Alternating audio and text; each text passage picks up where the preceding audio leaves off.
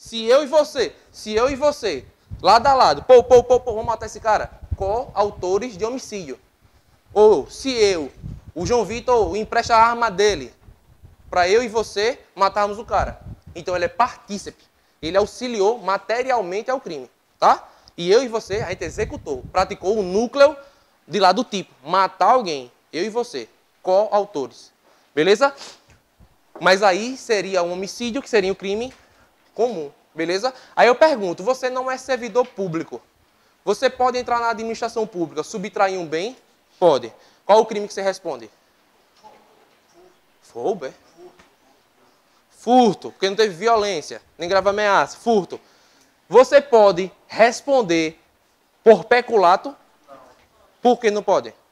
Porque você não tem vínculo com a administração. Você não é servidor público.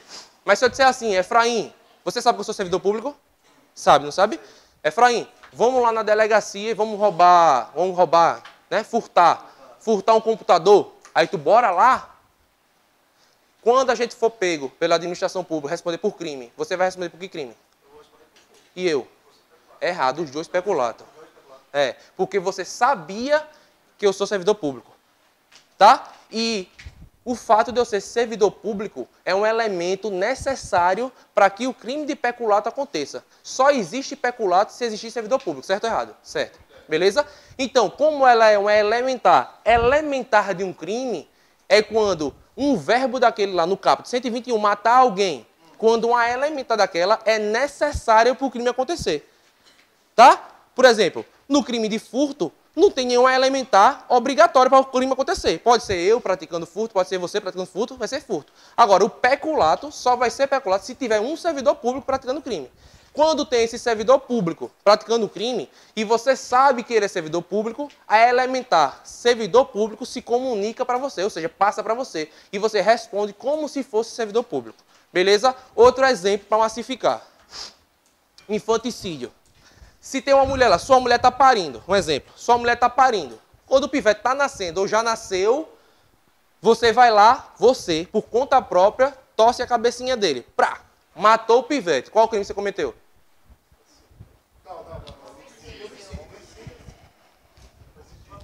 Percebeu, né? Beleza, homicídio.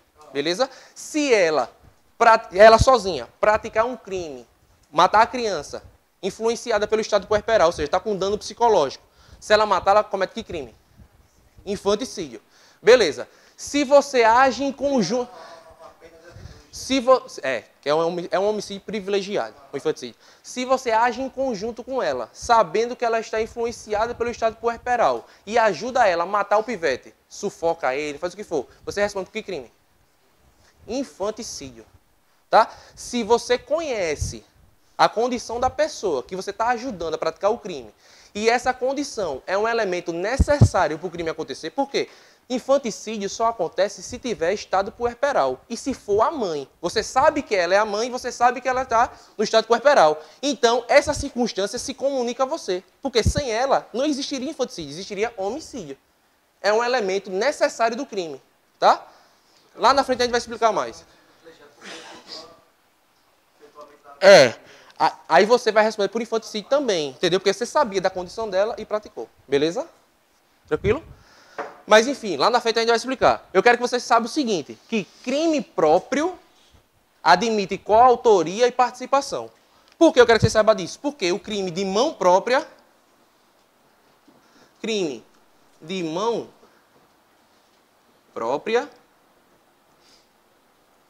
é aquele crime que só o sujeito ativo pode praticar. Só o sujeito ativo pode praticar. Só o sujeito ativo pode praticar. Só uma pessoa, só ela. Não cabe coautoria. Não cabe coautoria, mas cabe participação. Vou explicar, chore não, viu?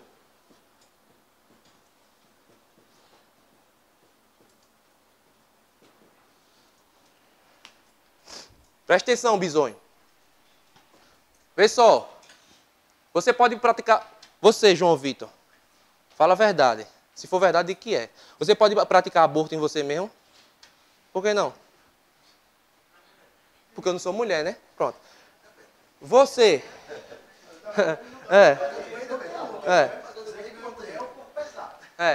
Uma mulher grávida e o cara ajuda ela a abortar. O cara praticou aborto nela? Ele auxiliou ela a abortar. Tá? Auxiliou. Se você... Eu sei que não vai acontecer isso nunca com você, vai engravidar uma menina que você não quer. Aí você pega, dá aquele velho Citotec. Tô dando spoiler, não? Você dá um Citotec para a menina menina toma e aborta, tá? Ela queria abortar, tá? Você sabia que ela está grávida e tal, dá o remédio e ela aborta, beleza? Você responde por participação no aborto e ela por aborto. O que é que eu quero dizer? Autoaborto, praticar aborto em si mesma é um crime de mão própria. Só a própria grávida pode praticar o autoaborto. Você pode praticar aborto com consentimento dela, aborto sem o consentimento dela. Agora, o crime de autoaborto, praticar aborto em si mesma, tem lá no crime. Praticar aborto em si mesma. Quando diz assim, é ela mesma que está praticando ela. Então, não admite coautoria. Admite participação. Porque a participação é o quê? É um auxílio que você dá. Entendeu? Dá um remédio, dá um chá de não sei o que mata o menino. Você auxiliou. Participação. Tá? Agora, se o médico vai lá, rasga a mulher, fura o negócio da mulher lá para matar o menino com a autorização dela, aí ele é autor de aborto. Beleza? Agora, se ela está grávida e quer praticar aborto nela mesma, e você toma aí para ajudar, esse remédio acelera. Aí você é ação de participação. Beleza? Eu quero que você saiba disso. Crime de mão própria só pode ser praticado pelo próprio sujeito ativo. Outro exemplo, crime de falso testemunho. Eu posso mentir por você no seu depoimento? Não, é você que vai abrir a boca e vai falar para o delegado, para o juiz, o que for. Não é? Eu posso participar do falso testemunho, induzindo você a mentir. Entendeu? Aí o crime de falsa perícia. Tem lá um perito oficial do Estado, né? Quando a gente estuda provas no processo penal, diz que as perícias serão praticadas, serão feitas por um perito oficial. E na falta dele, 2 não oficiais, tá? O perito oficial, só ele que pode cometer o crime de falsa perícia, porque ele é o perito. Ele que pode cometer, é crime de mão própria. Não pode vir um juiz, um delegado, um cara na rua, não sei o quê, praticar o crime de falsa perícia. Porque quem faz a perícia é o próprio perito. Tá? Beleza? Enfim, só quero que vocês saibam essa divisão. De acordo com o sujeito ativo, crime comum, próprio e de mão própria. Dúvidas? Autoaborto. Autoaborto, falso testemunho. É aquele crime que só você pode praticar. Tá? Ninguém pode ser coautor. Pode até existir participação, um auxílio. Mas o núcleo, o verbo, quando você pega um artigo lá, 155, subtrair para si ou para outro, em coisa alheia móvel, beleza? Quando ali, o núcleo, aqueles verbos ali, só pode ser praticado por você, como eu disse aqui, o crime de autoaborto. Praticar aborto em si mesma. Quando você lê lá, deixa uma margem, uma brecha para que outro pratique aborto em você, não. Esse crime de praticar aborto em si mesma, só ela pode praticar. Beleza? Já falei, tal. Sujeito passivo agora. Bota aí. Dúvidas até aqui? Não, né? Então, é só uma introdução, tá? Para a gente depois cair lá no fato típico, ilicitude e tal. É muita coisa. Apertem os cintos que teoria geral do crime é pau. 2. Bota só passivo aqui. 2. Passivo. E agora, a mesma pergunta do sujeito ativo. Quem pode ser sujeito passivo de um crime? Todo mundo? Todo mundo pode ser sujeito passivo de um crime? Tá. Quais são os tipos de sujeito passivo que existem? Tá? Lá no final a gente vai... saber se pode todo mundo ou não. Os tipos de sujeito passivo, vê. Sujeito passivo constante, coloca aí. Constante. E o sujeito passivo eventual. Sujeito passivo constante ou eventual. Eu pergunto, quando a gente comete um crime ou quando um crime é cometido na sociedade, quem sempre será a vítima desse crime? O Estado. Toda vez que a gente viola uma norma jurídica, você está ferindo o Estado. Pô. Você está indo de encontro ao que ele determinou lá na lei. Não faça isso. Né? E você foi lá e fez. Então você está ferindo o Estado. Então, o sujeito passivo constante é o Estado. Estado, não falo Estado de Alagoas, não. Estado no sentido amplo, tá? Administração pública, tudo. Oi? Você está ferindo o Estado, né? Feriu ele é sujeito passivo. Entendeu? E o sujeito passivo eventual é o cara que é diretamente lesado pelo sujeito ativo, tá? Lesado diretamente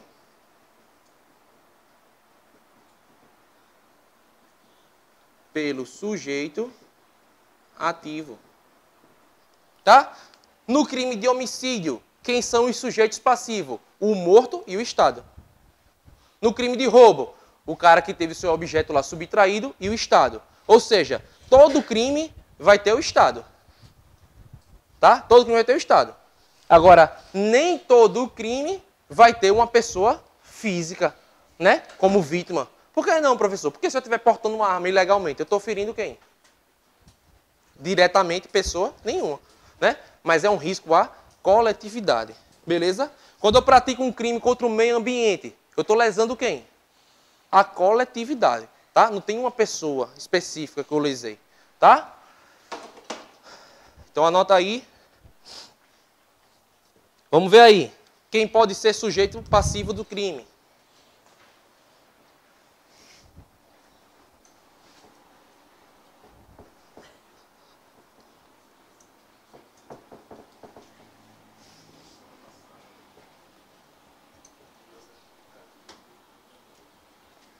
Para quem nunca estudou esse assunto, tem um vídeo meu lá no YouTube, no canal do PhD, que eu praticamente falei quase tudo, na verdade, que eu vou falar na aula para vocês.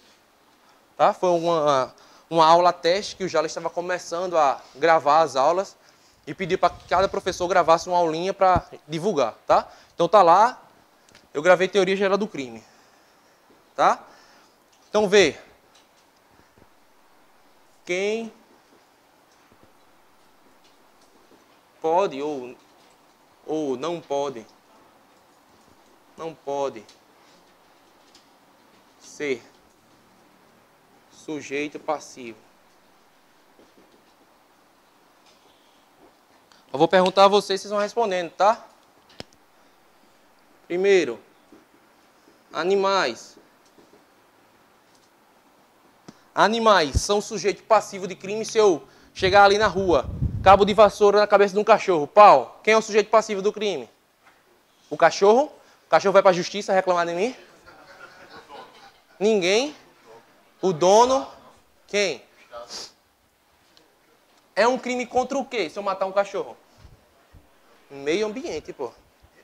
Crime contra o meio ambiente. Beleza?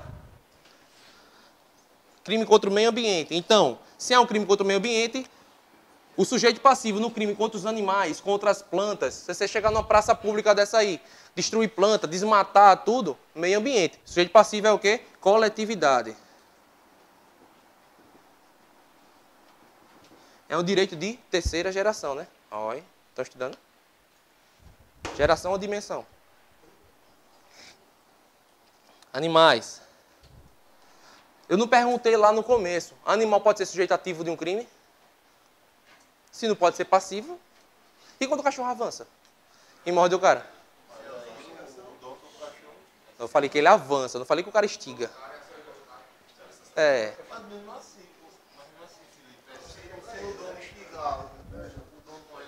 Responde. Se o cachorro por si só avançar em você, o cachorro ele não pratica conduta, né, pô? Ele age por instinto. Beleza? Agora, se alguém instigar o cachorro para morder você, quem vai responder é o cara. Né? Esse sujeito ativo é o dono do cachorro. Beleza? Que ele foi um instrumento na mão do dono. Beleza?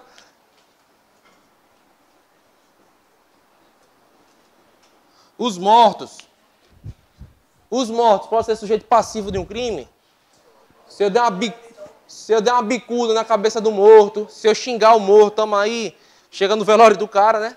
Isso é um safado, morreu me devendo. Um gaieiro da porra, vivia botando gás na mulher. Tá aqui, a rapariga, a mulher, não sei o quê. Quem é a vítima aí do crime? De calúnia, difamação, tudo. Família do morto, né? Morto não pode ser sujeito passivo do crime. Família.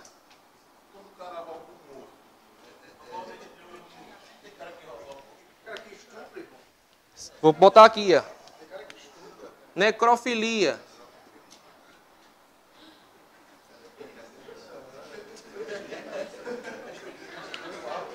Negocinho geladinho e tal, tem gente que curte.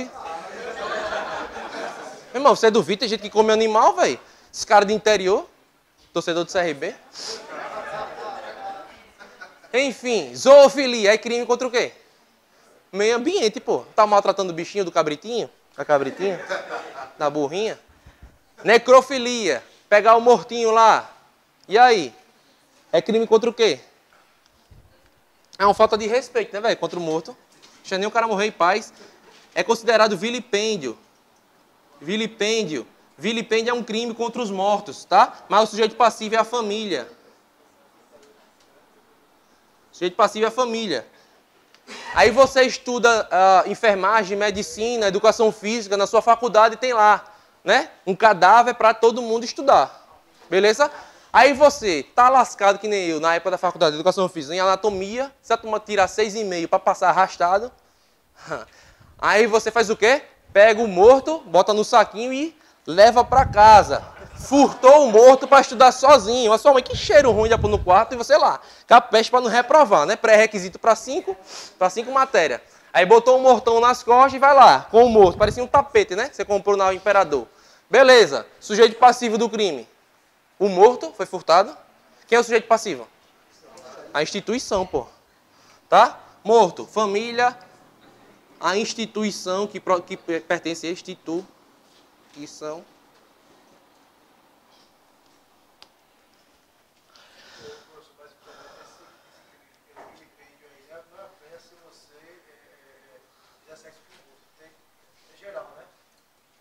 É o quê?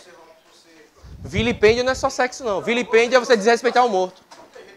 Desrespeitar o morto, chutar o morto. Vilipêndio é como se fosse assim, é um crime contra a honra do morto. Tá ligado? Contra a honra do morto. Só que o morto não vai ser o sujeito passivo, pô. Vai ser a coletividade, a família dele, tá, beleza?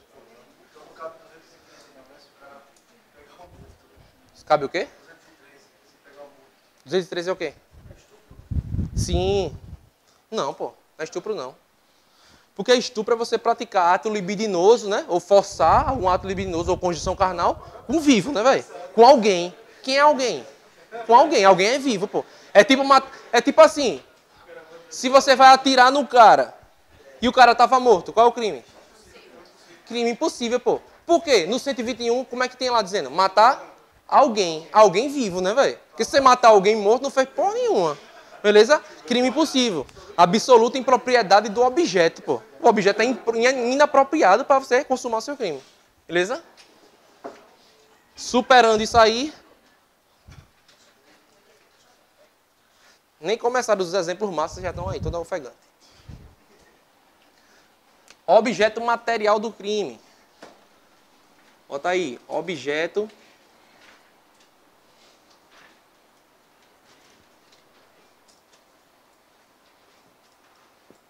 Professor, e a parte dos tiros, do sangue e das bombas? Já. Calma. Trazer uns sprayzinhos de pimenta, jogar aqui, quero ver quem fica. Né? Gás lacrimogêneo. Acender a pastilhinha e deixar aqui. Oxi. A única coisa que eu não passei em todos os cursos de polícia que eu fiz foi taser. Taser, não. Nem faço questão. Eu sei como é que é o efeito já. Agora, meu irmão, eu não sei qual é o pior. Eu nunca passei pela taser, não. Mas eu não sei qual é o pior. Taser ou espuma de pimenta nos olhos. Meu irmão, velho. Parecia que deu uma bomba no seu olho. Você fica 10 minutos assim, debaixo do chuveiro, lavando, e não consegue abrir o olho, pô. Meu irmão, é totalmente incapacitante, velho. Foi policial, velho, compra um sprayzinho de pimenta, não gás. O gás é porque tá gravando, mas o gás não presta, não. É bom a espuma, pô, porque a espuma é direcionada. O cara vem, o quê? Vai me prender? Aí o cara com a espuminha, não tem bom, não. Não tem bom. Ah, não, eu sou o Conan. Não, vai ficar incapacitado, tá? O taser, o cara ainda reage, pô. O taser sai 2 dardos que fincam na pele do cara, que tem que passar por um processo cirúrgico para tirar, pô. Dar um cortezinho e tal e tirar. Tem cara que tora aquilo dali mesmo, o cara chapado, grandão, o cara tora e vem com a faca pra cima de você, nego. Entendeu? Agora o sprayzinho de pimenta, pai, botou. Só se o cara vir aqui. Hã? Não, pô. Os dardos do taser, da pistola taser, são 2 dardos, como se fosse um anzol mesmo. Ele não fica na roupa grudado, não. Ele entra na carne, na pele. Sim, se pegar de perto mesmo, filho, entra mesmo na pele. E o tiro tem que ser de perto, porque senão os dardos sobem, né? Enfim, vocês vão saber disso. Objeto material. O que é objeto material do crime? Aquele objeto em que a conduta recai. Lesou o quê? Tá? Se eu mato alguém, o objeto material do homicídio é o quê? O corpo da pessoa, a pessoa, o ser humano. Tá? Se eu subtraio um celular, o objeto material é o quê? O celular. Tá? É a coisa sobre a qual recai a conduta. Coisa sobre a qual recai a conduta. Tá? É diferente de objeto jurídico. Objeto jurídico do crime. O objeto jurídico é aquilo que é protegido. O que é protegido pela norma penal. Se eu matar alguém, o objeto jurídico é a vida. Se eu subtraio, se eu furto ou roubo alguém, o objeto jurídico é o patrimônio. Tá entendendo? Se eu estupro alguém, o objeto jurídico é a dignidade sexual da pessoa. Objeto material é só aquela coisa, o objeto sobre a qual recai a minha conduta. O celular, o corpo da pessoa, né? o ser humano, tá? A propriedade da pessoa, o carro, objeto material do crime. Tá? Agora, o objeto jurídico é aquilo que a norma jurídica defende, protege a vida, o patrimônio, a liberdade sexual, a administração, a probidade da administração pública. Beleza? Então, existe essa diferenciação aí. Tá? E veja, nem todo crime ele vai possuir objeto material. Porque tem crimes que não atingem nenhum objeto, não é verdade? Um porte ilegal de arma de fogo atingiu o quê? Algum objeto material? Não. Agora, objeto jurídico, todos os crimes vão ter. Tá? No porte ilegal de arma de fogo, a norma penal visa proteger o quê? A segurança pública, pô, a paz pública. O cara que anda armado ilegalmente, ele está causando transtorno à paz pública, é ou não é? É, mas ele não lesou ninguém, tá bom? Andar com droga no bolso, mesma coisa. A saúde pública não tem um objeto material. Mas o cara que está traficando, ele está lesando a saúde pública. É um objeto jurídico, não tem objeto material. Certo? Agora sim, vamos lá entrar nos elementos do crime mesmo propriamente dito. Certo? Alguma dúvida até aqui nessa parte introdutória? Não, né? Tá todo mundo safo, né? Pegar uma prova do CESP aí, tá todo mundo desenrolado para fechar, né? Que nem eu em 2012. Fecha, bota embaixo do braço. Nem botei embaixo do braço, não podia nem levar, com 2 horas de prova. Dobrei e entreguei para fiscal. Enfim, vamos lá. A teoria geral do crime. Aí você coloca assim, ó. Você coloca a teoria adotada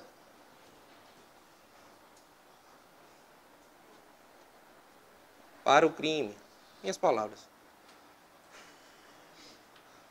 Para o crime.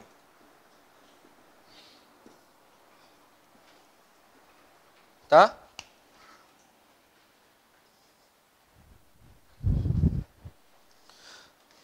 A teoria adotada para o conceito de crime no Código Penal, tá?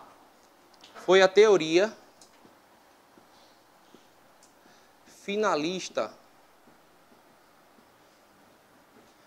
da ação. Teoria finalista da ação. Ao longo da história do direito penal existiram várias teorias. Teoria normativa, teoria clássica e tal. Não importa pra gente saber disso. Ninguém está aqui para descobrir a história do direito penal, não. Se fosse faculdade, beleza. Tá? Eu quero saber o que é adotado e o que cai em concurso. Tá? E a teoria adotada no Código Penal sobre o crime é a teoria finalista da ação. É justamente essa teoria finalista da ação que divide o crime em 3 partes. Tá? E alguns doutrinadores consideram que são 2 partes. Tá? A teoria finalista da ação diz que o crime é uma divisão de 3, tripartite. Né? Teoria tripartite. Teoria tripartite. Foi o que a gente viu lá. O crime é dividido em fato típico, mais ilicitude, mais culpabilidade. Mais culpabilidade. Tá?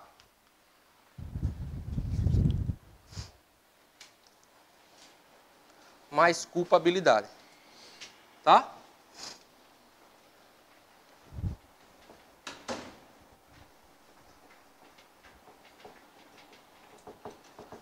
De acordo com os conceitos que se pode dar para crime, tá? A gente tem 3 conceitos de crime.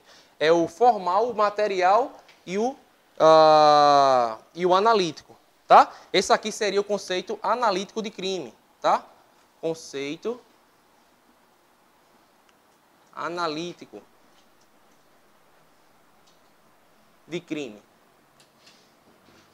O crime ele pode ser conceituado de 3 formas. Conceito formal de crime, conceito material de crime e conceito analítico de crime, que é esse. Tá? O conceito formal considera-se como crime tudo aquilo que está previsto na norma penal. Está lá previsto, é crime. Está numa norma penal, é crime. Tá? No conceito material de crime, é considerado como crime toda conduta que lesa um bem jurídico relevante. Tá? São conceitos. E o conceito adotado é o conceito analítico de crime, que diz que crime é um fato típico, ilícito e culpável. Beleza? Tá. Se cair na sua prova certinho, bonitinho, dizendo assim, crime é fato típico e ilícito, sendo a culpabilidade um mero pressuposto para a aplicação de pena. Certo.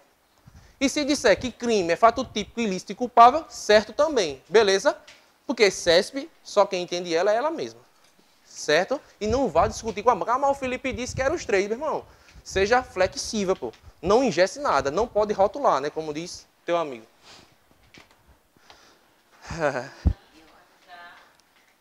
Olha, Corizano. Fui bater na Santa Casa com 38 de febre, terça-feira. Ficou em você agora, não é? Você é esperta, né? Ah. Galera, beleza? Então, vai tocar o intervalo. Vamos pro recreio. Na volta a gente começa a dissecar tudo isso aqui. Beleza? Vamos merendar. Gravar a aula, né? Bora lá, voltando aí. Teoria geral do crime. Vê só. Como eu falei no primeiro tempo de aula, o crime é dividido, né, em fato típico, ilícito e culpabilidade, que é a teoria tripartite.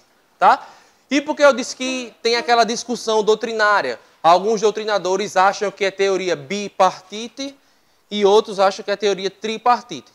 Por quê? Ó, vê bem, para eu considerar uma conduta como uma conduta criminosa, crime, eu avalio se existe fato típico e se a conduta é ilícita.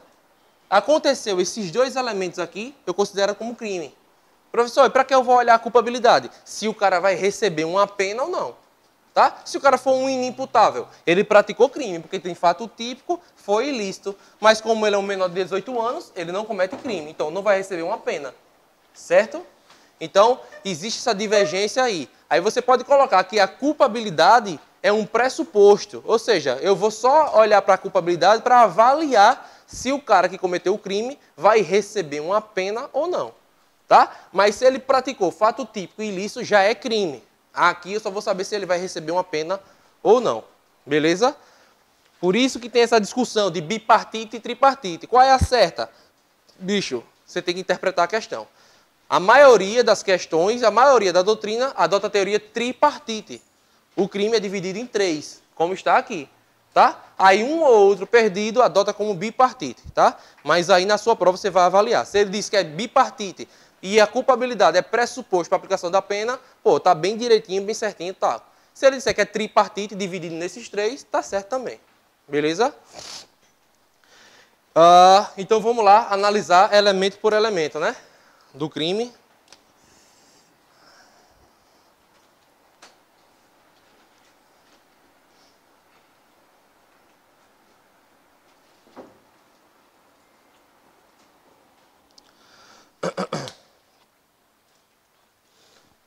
Vê só, como é que eu posso conceituar o que é fato típico? Pessoal, o que é fato típico? Quando eu digo assim, essa conduta é típica, essa conduta é atípica, é um fato atípico. Quando eu digo que se você dá um tapa na cara de alguém é um fato típico, é porque existe uma tipificação dessa conduta no Código Penal. Ou seja, está previsto no Código Penal como crime, é típico. Tá? Se você pratica uma conduta, adultério, por exemplo, que foi abolido, aboliu-se crimes, é um fato atípico. Por quê? Porque não tem tipificação legal no Código Penal dessa conduta. Fato atípico. Ou seja, fato típico é o quê? É a conduta que se amolda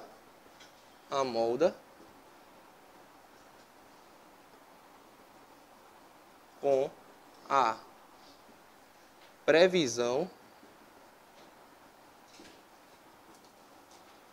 legal. Se enquadra, se amolda, se enquadra com a previsão legal. Tá? Eu vou lá, dou um tiro, matei o cara. Matar alguém, fato típico. Por quê? Porque lá no Código Penal tem uma tipificação para essa conduta. Né? Se eu passo um cheque falso para alguém, é fato típico ou atípico? Típico. Por quê? Porque lá no Código Penal tem essa previsão, né, de estelionato. Beleza? Se eu subtraio algum bem da administração pública, eu sou servidor público, é fato típico. Por quê? Porque lá no Código Penal tem a previsão legal dessa conduta, peculato. Certo? Então, fato típico é a conduta que se amolda, se enquadra perfeitamente na previsão legal. Tá? E como a gente viu lá no começo, os elementos do fato típico. Tem gente que assiste a metade da minha aula e assiste a metade de outro professor. Eita, sai um bocado de gente aí faltando. No lanche ainda, poxa. Fato típico, como eu botei lá, os elementos dele é conduta, na sequência, nexo causal ou de causalidade, tá? Resultado, tipicidade. Tipicidade.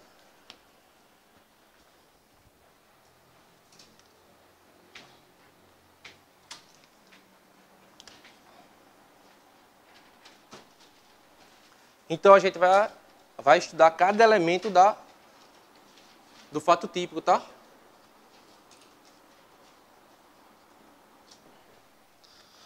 Conduta.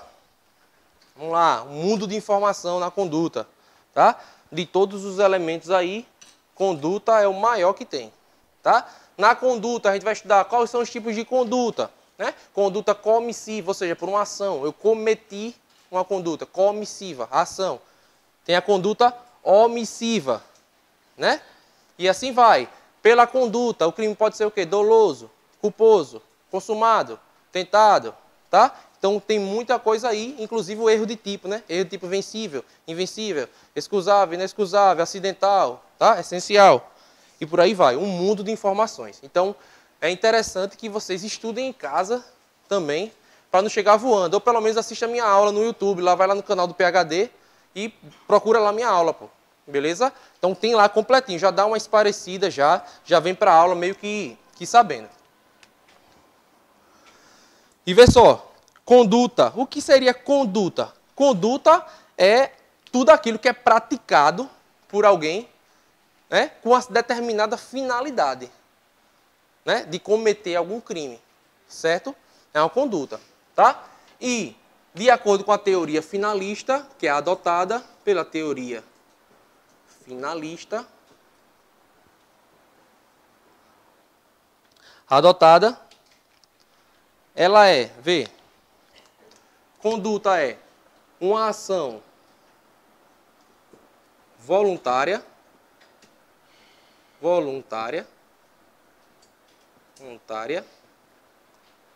mais consciente, mais dirigida a uma finalidade. Tá? Conduta é tudo isso aqui.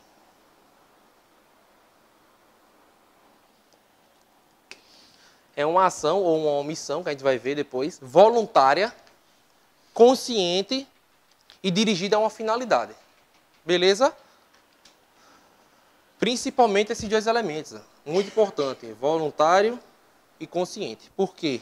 Meu irmão, se você está agindo de forma involuntária ou você está agindo inconscientemente, você não está praticando conduta.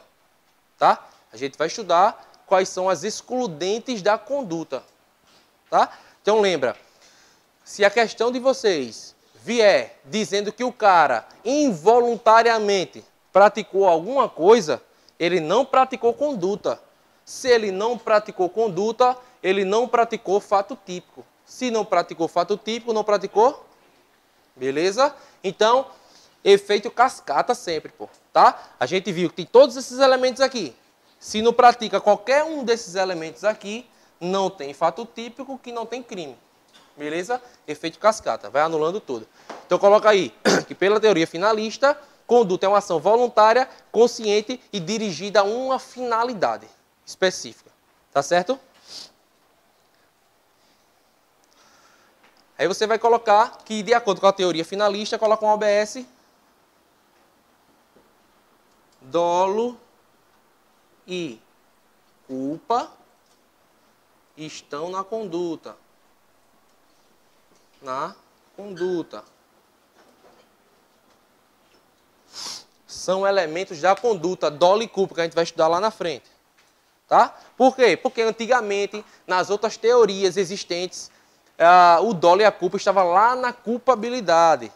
Tá? E pela teoria finalista, o dolo e a culpa estão na conduta. Por que isso é necessário?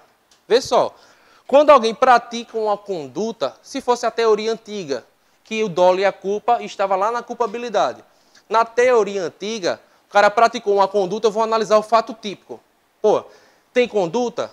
Tem. Tem nexo? Tem resultado? Tem tipicidade? Tem. Beleza. Vamos para a ilicitude. Ele agiu em estado de necessidade? Não. Legítima defesa? Não, tal. Ou seja, não está nenhuma excludente de ilicitude. Beleza? Então, crime. Quando chegava na culpabilidade, aí chegava lá, ele agiu com dolo ou culpa? Não. Aí então não tem crime. E na teoria finalista, como o dolo e a culpa está na conduta, é o primeiro elemento, pô. Chegou aqui, vamos analisar se essa conduta dele é crime. Vamos lá, pelo fato típico, conduta, foi dolosa ou culposa? Não. Foi involuntária, então já não tem crime, não vou nem analisar o resto. Vê a celeridade? É mais rápido, não precisa analisar tudo. Então, como dolo e culpa estão na conduta, eu já analiso aqui, ó. Dolo e culpa. Dolo e culpa. Vocês sabem que para você responder por algum crime, no mínimo tem que praticar de forma culposa. No mínimo. Que se nem culposa for, não é nem crime. E existe você praticar uma conduta que não seja nem dolosa nem culposa? Existe? Existe, pô. Se você é sonâmbulo, acorda de madrugada, joga uma pedra lá de cima, quebra o carro do cara, você responde por crime de dano? Não, pô, você é sonâmbulo. Entendeu?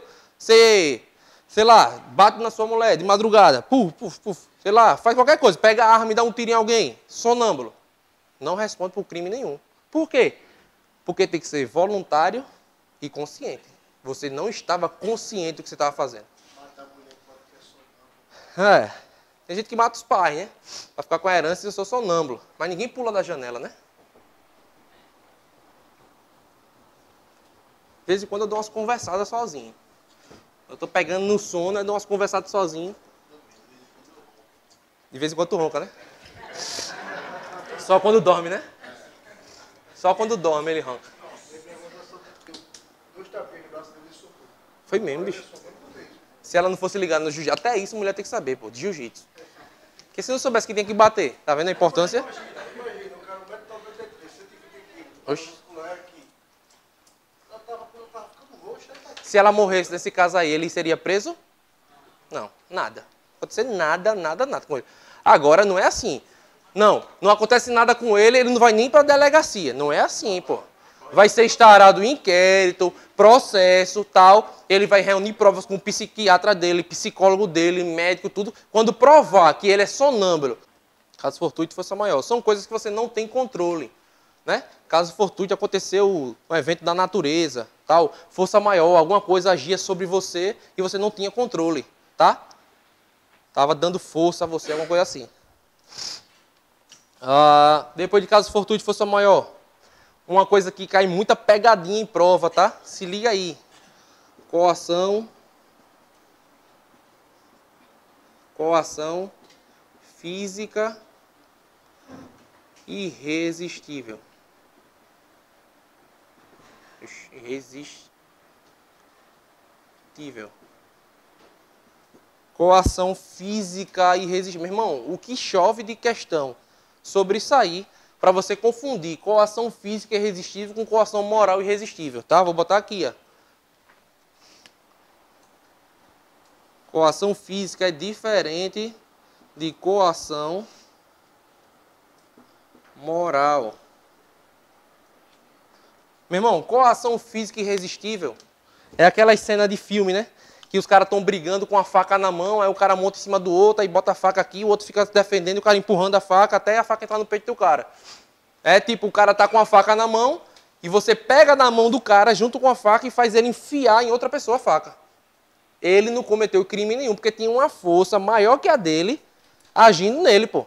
Coação física, tava pegando nele e o cara, quem vai responder pelo crime é o cara que está exercendo a força sobre ele, o coator, não o coagido. Beleza? Coator, coagido. Se eu boto uma arma na mão dele, né? Mas você vai matar esse cara aqui. Acontece por aí.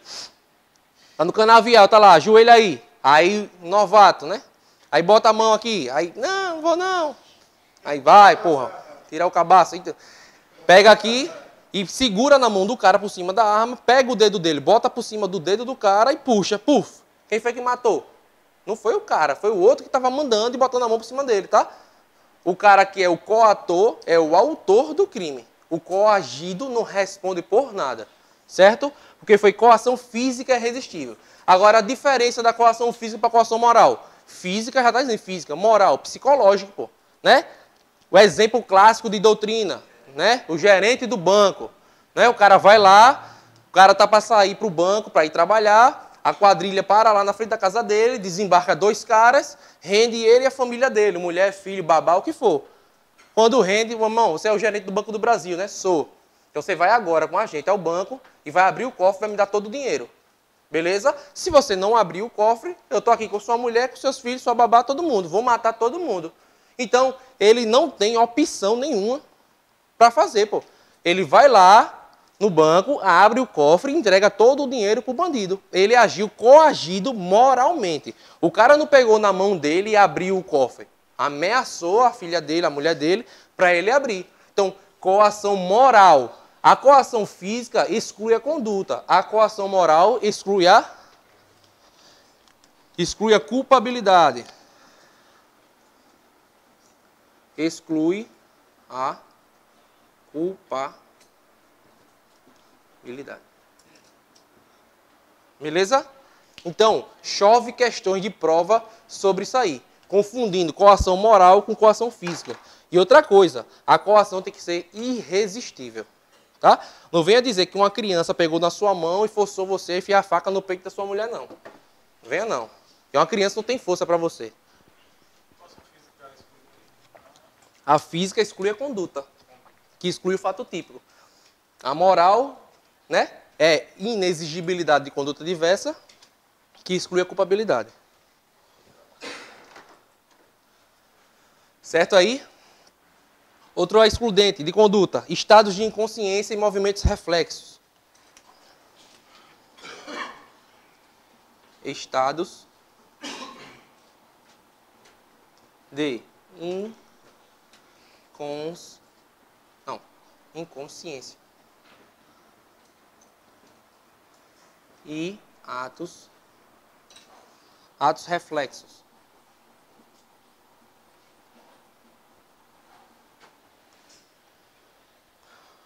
Estados de inconsciência, tá?